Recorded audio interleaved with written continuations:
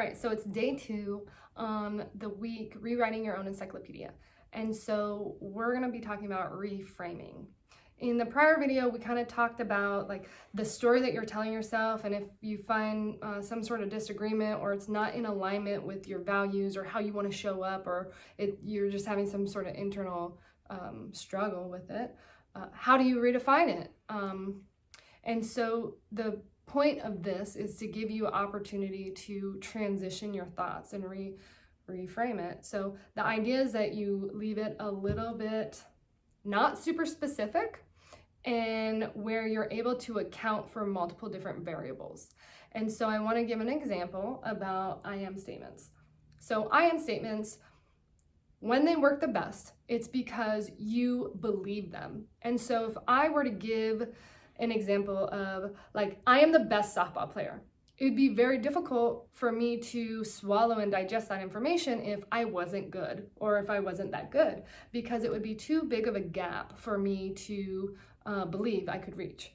But if I were to say, I am practicing at getting better, or I am practicing at being a better softball player, that is a phrase that I could read every day, that I would 100% believe, and that it wouldn't matter if I was having a great game or a bad game, or if I had a lot of different other variables come into play. It would be a constant belief that I could adopt because it already accounts for other variables, and it's a gradual increase of my original belief of I'm not good at softball. And so that is a perfect example of doing your I am statements and changing them. Instead of I am this, having those absolutes, I am practicing, I am learning, kind of softening up this self-talk that we tell ourselves. Right. Yeah, and I have to go through this a lot with my past, and I spent a lot of time drinking and doing drugs.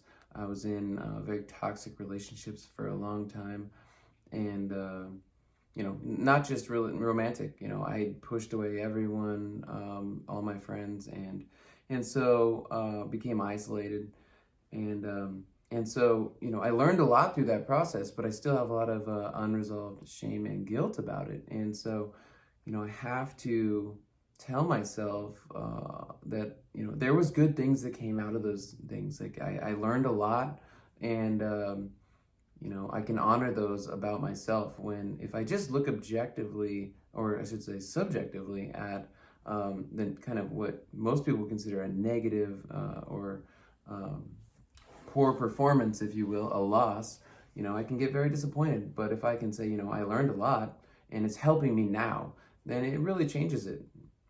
Yeah, I think that's like finding the silver lining, right? Yeah, absolutely. It's hard when we're involved in something, we're emotionally attached to it.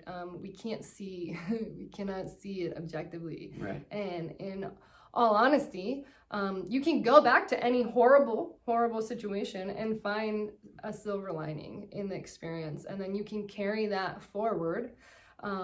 We just read in a book about the brain, how the brain works is when you recall a memory of the past, you're actually recalling the last memory of the memory. And so you can alter and change those memories. It's just believing it and trying it, doing it, having the intention to do it. And so it's an invitation to go back to, I would say pick three events in your life that you have shame around, that you still feel that it affects you today. The chances are you know what they are, and if you don't, give yourself 5 minutes and think on it. And whatever you receive, even if you just get one, just work through that. Yeah. Go back to that experience and find the silver lining. How did it benefit you today? How maybe did it benefit someone else today? And that's usually how I get out of it, is I reframe things by this will benefit someone else. My painful experience will benefit someone else, because usually it's painful for me. But Kyle and I use each other all the time, and this piggybacks off of, team building, because I can ask Kyle after I'm struggling for a little bit, I really need some help reframing this. This is what I'm thinking. I'm thinking that I'm not doing good, and like I'm not good enough. I don't have enough time. I'm never going to make progress. Like I need to just give up about, any specific subject, and then Kyle will say, well, how about this? And he'll offer me different thoughts and solutions about thinking about the exact same situation that I'm drowning in. And what that does is it gives me an opportunity to accept those, right? Because I'm at a point of surrendering. Like, I need help. I cannot do it myself. And generally, I kind of wrestle with it for a while until I hit the point of asking for help. But before Kyle, I would use my mom. I'd ask her, hey, can you help me view this in a different way? I just need an outside perspective. I need another perspective. But I will say this, do not ask someone that is hypercritical. That's not helpful. Right. Yeah, so making sure you have someone that's trustworthy, that aligns with your same values and goals, right? And priorities will kind of help keep you, give you the feedback, the honest feedback that's helpful. Right. Who we ask is your responsibility. It's my responsibility. That's my choice. And so if I'm going to constantly ask someone who's going to give me unhelpful information, that I'm doing that to myself. It's a self-sabotaging system, and it directly reflects your self-esteem. Right. And we'll talk about boundaries later next week, but yeah, so we talked about team building on Friday or the last day of the week, like day 5. Yeah. And this is why it's so critical, because we have a hard time viewing ourselves objectively. It's impossible. And so sometimes we can get stuck, and a lot of people experience that, and they don't even realize it. They're just kind of stuck in their, by their thoughts mostly, and it manifests in their real life. Yeah, and I'm like, I don't even know if I have thoughts that go to that feeling of just like the pressure or the kind of craziness that I feel, right? But I feel it in my throat often. I feel it in my chest. Like, my chest is tight, my throat's really tight, and I just am exhausted. And then some people will break out and stuff because they don't know how to express that energy charge. Right. Yeah. And I think, I'm not going to say all people that are depressed, but I think a lot of people are, get into depression because they don't have goals they're working towards, and then, expect either a result tomorrow, or they are putting outside external, Yeah, well, so we talked about, I don't know if it was in week 2 or week 3, about purpose, right?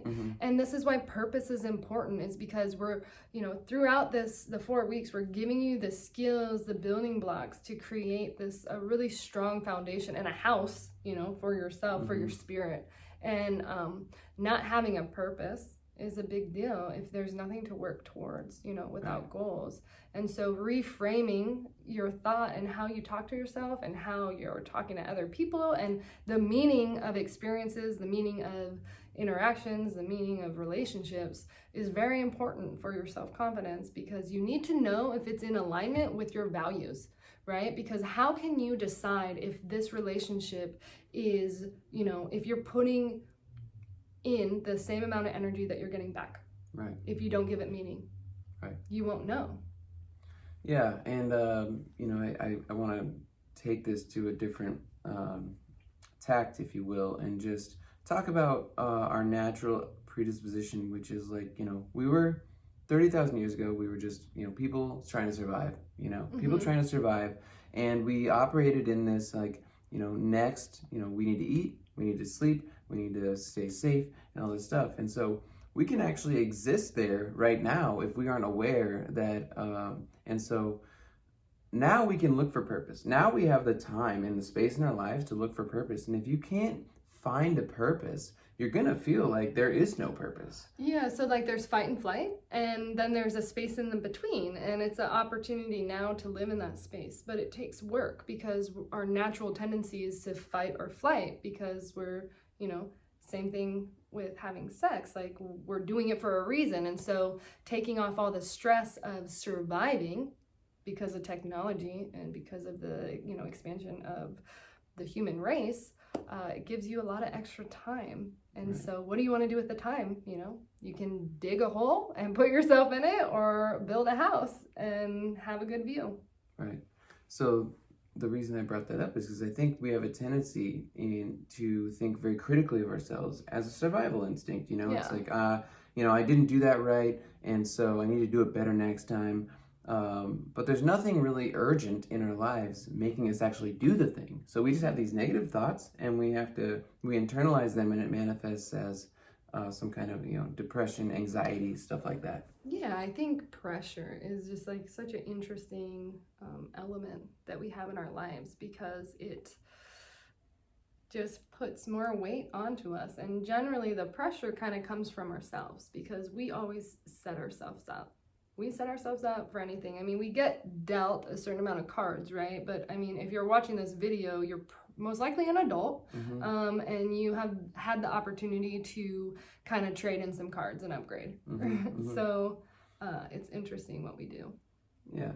But So it's just- okay. It's okay. That's the point of this, is that Right. we all do it. And so identifying that we're doing, we have these patterns allows us to learn, like, okay, it's possible to change. And then if we're going to change, this is how we change.